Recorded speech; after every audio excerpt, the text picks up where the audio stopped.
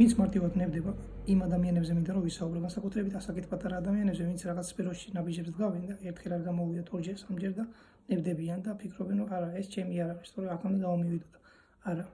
უნდა სადოთ იქამდე, სანამ არ გამოგივათ. აი მე მაგალითად მაქვს ასეთი მანიაკური თვისება რა, მანიაკურ თვისებას ვეძახი მას ჩემში და აი ეს მანიაკური თვისება არის წარმატების მომტანი. არ ვიცი ამდენად გავხდები წარმატებული, მაგრამ აი ასე უნდა იყოთ ყველა. მე მაგალითად ვარ როგორ იცით, ანუ კონკრეტულ თამაშზე ავიღოთ, აი ეს ტელეფონში თამაში წერია რაღაც ხო, იმას ჩაუჯდები სანამ რაღაც კარგად მოთამაშე არ გავხდები რა, არ ვიცი ანუ ასეთი თვისება რატომ მაქვს და ამდენ დროს რატო ხარჯავ, მაგრამ ნუ ასეთი ჩვევა მაქვს რა. და ეს არის წარმატების მომტანი.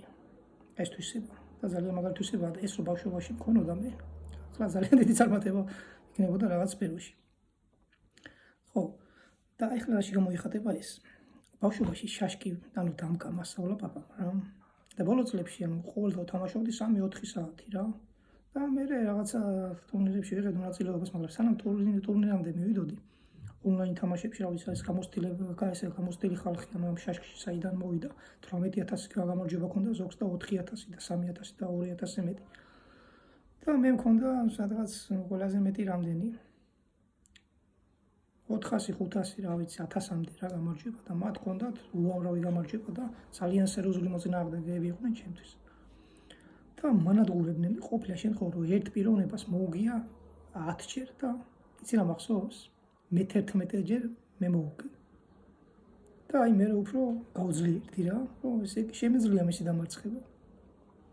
წარმატება მოდის ნელ-ნელა. დრო სჭირდება და გამოცდილება, ასე უცბად წარმატება ვერ მოვა. დამიჯერეთ. და შემდეგ ტურნირში მივიღე მონაწილეობა, სადაც პირველი ადგილი დავიკავე.